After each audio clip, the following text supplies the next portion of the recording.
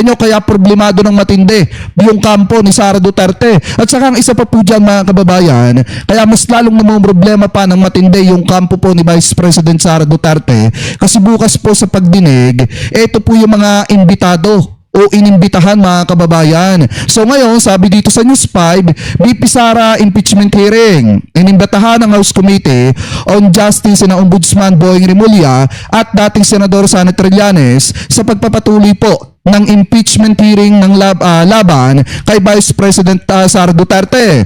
Nauna na rin pinadalhan ng sabina at testipikando ng Anti-Money Laundering Council o itong AMLAC, Bureau of Internal Revenue o itong BIR at Securities and Exchange Commission or ito pong SEC para sa dokumentong may kinalaman sa Vice Presidente mga kababayan. At alam niyo kung ano yung pinakamabigat dito na inimbitahan. Ito pong si Ombudsman Boying Remulla at saka po mga kababayan, ito pong si former Senator Sani Trillanes kasi aminin man natin or hindi mga kababayan, si former Senator Trillanes, marami po yung hawak na ebidensya at dokumento na makakapagdiin po kay Vice President Sara Duterte. At hindi na rin po nakakapagtaka kung bakit yung ibang mga financer ng grupo o kampo ni Vice President Sara Duterte ay nagsarado na po ng gripo. Ibig sabihin, tumigil na sa pagpipinance dito po kay Sara Duterte mga kababayan kasi nga may mga bagay po talaga na gustong malaman ng mga financer po nila at gustong maliwanagan. Ano po patungkol po sa mga aligasyon kay Vice President Sara Duterte na saglit na sagutin niya ano po bang ginagawa niya. Tinatakasan niya, nag-iimbento siya ng kung ano-anong kwento para hindi niya maharap mga kababayan yung mga posibleng pananagutan po niya. So ngayon, ang isa pa po dyan mga kababayan, di ba maliwanag din naman yung sinabi ni Ombudsman Boying Remulla kaya po talagang sasakit ng matindi ang ulo ng kampo ni Vice President Sara Duterte. Kasi nagsalita po, ito pong si Ombudsman Boying Remulla nung nakaraang araw mga kababayan. At ayon po sa kanya, ito basahin po natin galing po sa Abante una sa balita.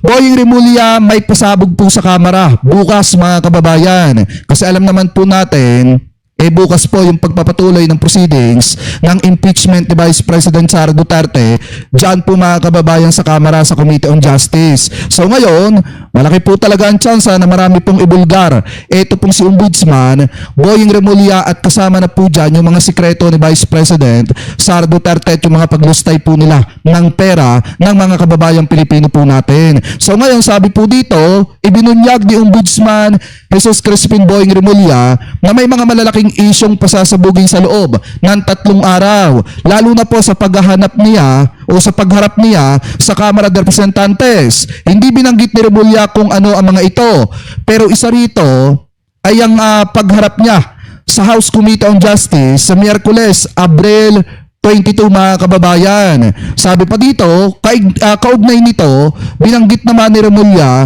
na masusi ng iniimbestigahan ng Office of the Ombudsman sa pangunguna ni Deputy Ombudsman Dante Vargas ang pagkakasangkot ni na Assistant Special Prosecutor Ryan Kilala sa umanay korupsyon mga kababayan. Sabi pa dito, matatandaan na idinawit ni Ramil Madriaga si Kilala at si dating Ombudsman Samuel Martires na nabigyan umano niya ng tig-1 bag ng pera noong 2022.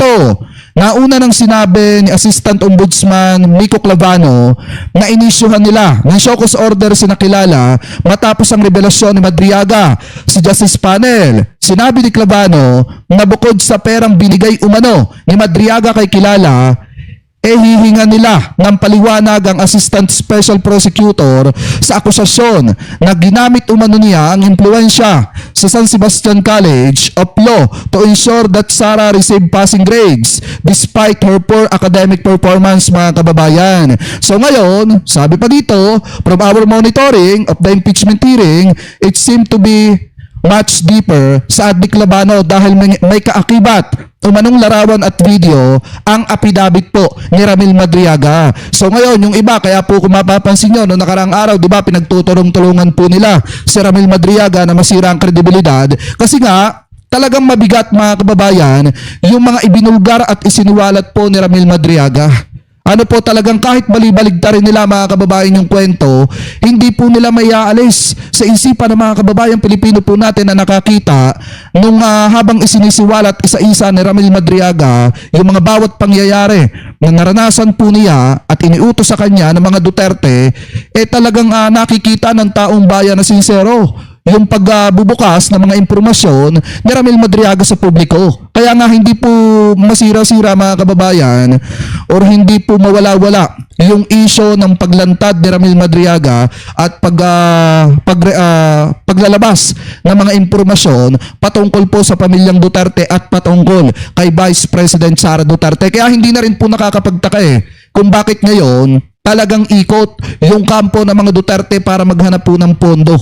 Ano po, pondo para sa mga gagawin nilang hakbang para sirain ang ating pamahalaan at para siraan si Ramil Madriaga at para din siraan mga kababayan ang Kamara kasi hindi na po nila mapipigilan yung investigasyon ng Kamara mga kababayan at magtutuloy-tuloy po ito. Kaya nga kung matatandaan nyo, kaya kinakabahan ng matindi si Vice President Sara Duterte at muling pinapaugong po ng kampo nila mga kababayan yung sinasabing Senate ko na kung saan papalitan daw kuno etong si Tito Sen kasi nga nung nakarang araw mga kababayan lalo na kahapon pinulong po ni Tito Sen yung mga kasama po niyang senador para po maging handa o para paghandaan yung posibleng impeachment trial ni Vice President Sara Duterte kasi malaki po talaga ang posibilidad mga kababayan na ma-impeach sa pangalawang pagkakataon si Sara Duterte sa Kamara. Di po ba yung mga nagsasabi dyan na hindi ma-impeach si Sara Duterte sa Kamara, sinasabi ko na sa inyo ngayon pa lang, ma-impeach talaga yan sa pangalawang pagkakataon sa Kamara. Maniwala kayo o hindi, may impeach po talaga yan sa pangalawang pagkakataon. Lalo na yung mga aksyong ginagawa ng mga abogado at ng kampo ni Sara Duterte na tila iniiwasan po nila itong investigasyon ng Kamara, yan ay isang indikasyon mga kababayan na takot silang humarap at talagang malaki ang posibilidad na yan yung mga magiging dahilan para ma-impeach etong si Sara Duterte, lalo na yung mga matitibay na ebidensya at aligasyon laban po kay Vice President Sara Duterte. So ngayon, mga kababayan, basahin pa natin itong nakita po nating balita galing po mga kababayan dito po sa Abante. Ano po, tunay na tabloidista. Anyway, shoutout kay Tol Chris Hulu Mega love shoutout sa iyo, brother So ngayon, sabi dito mga kababayan, basahin po natin. Ayon po kay Tito Sen, ayon po dito sa balita, Soto sa mga kapwa senador, maging impartial sa BP Sara impeachment trial. Bakit daw mga kababayan? So ngayon, sabi po dito, ayan, naghahanda ang Senado sa posibilidad na pag-akyat ng Article of Impeachment laban kay Vice President Sara Duterte ayon kay Senate President Vicente Soto III. Sabi daw ni Tito Sen, we are preparing in just in case. Sabi ni Soto sa kanyang text message sa Abante. So ito na nga mga kababayan yung sinasabi na once na na-transmit yung Article of Impeachment ng Kamara, halimbawa sa Senado, automatic masusunod na ngayon mga kababayan yung mabilisang trial. Ika nga, yung agad-agad mga kababayan, yung forthwith na sinasabi. Unlike nung panahon na si Chis Escudero pa, yung nakaupo bilang Senate President na pinatulog ng matagal na panahon yung impeachment mga kababayan hanggang sa naitabi na. Naitago na sa salitang archive mga kababayan. So ngayon, dito po, sa pamumuno ni Tito Sen sa Senado, aasahan po natin talaga mga kababayan or maaasahan natin na once na na-transmit na sa Senado yung Article of Impeachment, talaga magtutuloy-tuloy na po yung trial patungkol po dito sa impeachment ni Sara Duterte. Ano po, talagang sinasabi ko na ngayon pa lang na mai-impeach po mga kababayan si Sara dyan po sa Kamara. Ano po, anyway, ngayon sabi pa dito, basahin pa natin. At paalala niya sa mga kapwa niya senador, natatayong hurado sa paglilitis sa impeachment laban sa Vice Presidente, maghanda at maging pata sa oras na didinigin na ito sa Senado. Sabi pa dito, kasalukuyan nagsasagawa ang House of Representatives ng pagdinig kung may probable cause para ituloy yung impeachment trial at target nilang tapusin ang proceedings sa Abril 29 mga kababayan. Sabi pa dito, nauna ng kinumpirma ni Senate Deputy Majority Leader JB Ejercito na nagpulong na liderato ng Senado bilang paghahanda sa impeachment trial ni Duterte mga kababayan. Aniya, ang ilan sa kanila ay sumasailalim sa crash program sa rules of the court at the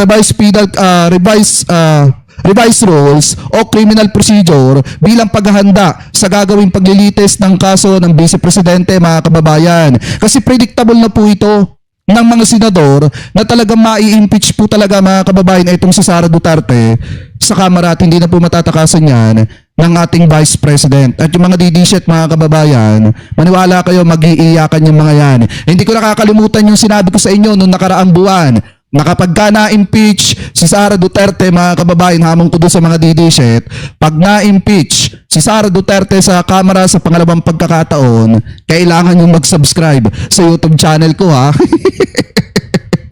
Di ba mga kababayan? Anyway, ay sabi pa dito, noong Biyernes iminungkahi naman ni Senate President Pro Tempore Panfiliping Lacson ang praktikal na schedule upang matulungan ng Senado na mabalanse ang mga trabahong legislatibo at ang impeachment trial kung sakaling matransmit ng Kamara sa Senado ang impeachment case laban po kay Vice President Sara Duterte. Sabi pa dito mga kababayan, sa ilalim ng mungkahi ni Lacson, isasagawa ang impeachment proceedings tuwing Lunes, Miyerkules at Biyernes simula alas 3 ng hapon habang gaganapin naman ang mga sesyon tuwing Martes at Huwebes. Sinabi ni Lacson na maaaring makuha ng panukalang setup ang consensus ng mga senador para hindi maparalisa ang Senado kung araw-araw gagawin ang impeachment hearing kung isasabay ito sa mga sesyon.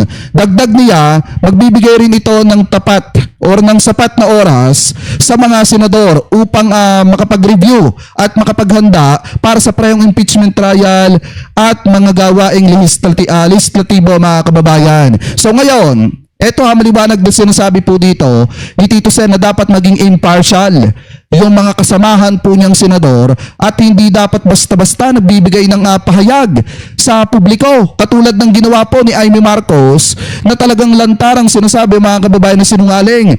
Ito pong si Ramil Madriaga. So paano ka magiging hurado kung yung posibleng witness ngayon pa lang sinasabihan mo na ng sinungaling? Kaya nga mga kababayan, dapat yung iba mga senador po natin nag-iingat po sila sa mga binibitawan po nilang salita, lalo na itong si Amy Marcos at itong si Robin Padilla. Kasi yan lang naman yung maaga pa lang sinasabi na po kung ano yung judgment nila sa posibleng impeachment trial ni Sara Duterte. Dahil nga kaalyado nila, ito pong si Sara Duterte. Pero mga kababayan, tandaan po natin kaya po nahaharap etong si Sara Duterte sa matinding usapin mga kababayan ng impeachment kasi nga may hinahabol po sa kanya ang taong bayan. Ano po, may hinahabol po kay Vice President Sara Duterte ang mamamayang Pilipino. Nung una nga mga kababayan, 73 million lang yung ipinababalik ng COA, pero umaabot na po mga kababayan, kung tututalin po natin yung pinababalik o pinasasaole ng Commission on Audit, umaabot na po ng 448 million pesos. O kasi baka akala nung iba, hindi, maliit na usapin lang naman yan, 125 million pesos lang naman yan, yung hindi maipaliwanag ni Sara Duterte. Aba, teka lang mga kababayan, ang kabuuan na po na pinababalik kay Sara Duterte ay 448 million pesos na po. So ngayon mga kababayan na ito, pakinggan po natin. Pero bago natin pakinggan to, tingnan muna natin ang reaksyon ng Kamara patungkol po mga kababayan sa paghahanda ng Senado sa posibleng impeachment trial ni Vice President Sara Duterte. I-play muna natin to. Walang komunikasyon sa liderato ng Senado ang chairperson ng House Committee on Justice. Ito ang tugon ni House Justice Panel Chairperson at Batangas 2nd District Representative Jervil Luistro nang tanungin hinggil sa reaksyon nito sa ginawang pakikipagpulong ni Senate President Tito Soto sa mga kapwa senador para talakayin ang posibilidad na maiakyat ang reklamong impeachment laban kay Vice President Sara Duterte sa Senado. Ayon sa Senate Leader, inimbitahan nito ang mga miyembro. Hindi, tsaka ang maganda dito mga kababayan, una pa lang niliwanag na ng House Committee members na wala silang ugnayan sa Senado, mga kababayan, kung ano yung ginagawa ng Senado ngayong paghahanda, yun ay kusa po ng Senado na ginagawa. Hindi po nag-usap ang Kamara at saka Senado para po dun sa posibleng impeachment trial ni Vice President Sara Duterte, kasi baka mamaya gawa ng kwento ng mga didishit at palabasin na nag-uusap, mga kababayan, etong Kamara at saka Senado para gipitin etong si Sara Duterte. So wala pong ganon. Ano po? Anyway, tuloy pa natin. Membro ng Senate Majority sa isang pagpupulong para bigyan ng heads up sa posibilidad na matanggap ang articles of impeachment mula sa Kamara. Pinakamainam-anyang paghandaan na ito ng mga uupong senator judges. Tama. Positibo ang pananaw ng ilang House Justice members kaugnay nito. Ay, shoutout kay Kuya Lore S. De Rosario, ha. Thank you po sa panonood. Ito ay bagaman dinidinig pa lamang ng House panel ang dalawang reklamong impeachment para matukoy kung may probable cause o kung may sapat na batayan para umusad ang proseso ng impeachment. Wala po tayong communication with the leadership in the Senate, no? Specifically with Senate President Tito Soto, Wow. no? But of course, I want to express my appreciation of the Ako nga pala, mga kababayan, sinong pupusta sa akin ngayon na bukas sa hearing sa Kamara, sa impeachment proceeding sa Kamara, manggugulo na naman si Marcoleta Jr. O sino pupusta dyan? Pustahan, bukas sa impeachment proceeding sa Kamara, manggugulo na naman at magpapaepal na naman etong si Marcoleta Jr. O sino pupusta dyan? gesture of the Senate leadership, because it appears to us that if in case this impeachment complaint will be transmitted to Senate, it seems to us that they are ready to receive the same. Isang pahiwatig na to na magiging tama pa ata yung hula natin na may impeach po si Vice President Sara Duterte sa pangalawang pagkakataon sa Kamara. Diba? Isang indikasyon na to. Yung mga ganitong pahiwatigan, mga kababayan, talagang ngayon pa lang mararamdaman nyo na o ramdam nyo na ma-impeach po talaga yan sa pangalawang pagkakataon. Anyway, ay shoutout kay kay From Philippine. Ayan, mega love shoutout po, Iraland. Tama po ba? Ayan, mega love shoutout po sa inyo. Thank you po sa pakapi po, ha. Thank you po, ma'am. Shoutout din kay Kuya Lore S. De Rosario. Thank you po sa pakapi po, ha. Anyway, tuloy pa natin. Nang tanungin kung may agam-agam ba ito sa posibilidad na madelay ang proseso ng paglilitis kung sakaling maiakyat ang reklamong impeachment sa Senado, yan. ang tugon nito, Mukha kasing ang naririnig ko kay Senate President Tito Soto ay forthwith talaga. Oh, di ba? He will be acting forthwith on the transmittal of the impeachment complaint. So that's at least the what I perceive dun sa nagiging gesture ng leadership ng Senate, no, which for us is positive. ganito rin ang pananaw ni Bicol Saro Party List Representative Terry Ridon, miyembro ng House Justice Panel. Well, syempre, we appreciate po the commitment of the Senate leadership, no, that they will not delay trial proceedings as soon as the impeachment proceeding reaches the Senate, no. So, nagpapasalamat po kami ron. But again, that is a bit premature also to discuss kasi we still have to resolve it at the level of the committee, and we will still have to vote on it at the level of plenary. Inaasahang tatapusin ng House Justice Committee ang pagdinig sa mga reklamong impeachment laban kay VP Duterte sa April 29. Grabe, pagtungtong ng Mayo o kaya June, mga kababayan, matinding bakbakan na naman yan. Matinding bakbakan na naman, mga kababayan. Kasi ito, isang indikasyon na po talaga ito. Na ngayon pa lang, mga kababayan, ramdam nyo na talagang ma-impeach ito pong si Vice President Sara Duterte. Kasi doon pa lang, mga kababayan, sa Senado, ramdam na nila na sa pangalawang pagkakataon, ma-impeach po talaga yan sa Kamara. Sa likos, humahataw sa balita ngayon. Alam niyo naman, mga kababayan, si Tito Sen, sinabi niya una pa lang, siya po, mga kababayan, ay pro-constitution. Kung ano yung sinasabi ng saligang batas, yun po yung susundin niya. Lalo na at siya po ang Senate President ng Senado. Di po ba, pag sinabing forthwith po talaga. Hindi yung katulad nung kay Chisi Escudero na yung forthwith naging 4 weeks.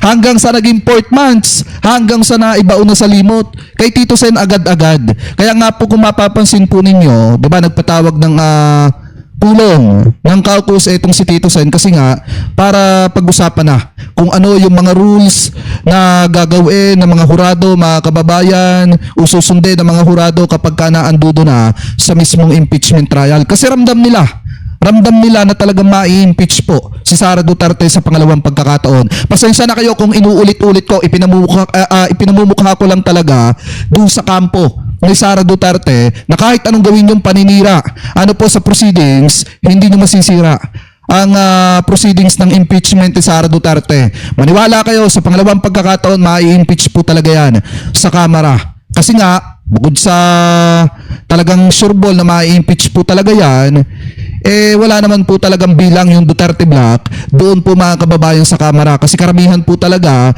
ng nasa sa Kamara, hindi naman sumusuporta kay Sara Duterte. At maliwanag nga po yung sinabi ni Congressman Adjong na hindi po lahat ng taga Mindanao solido sa mga Duterte, mga kababayan.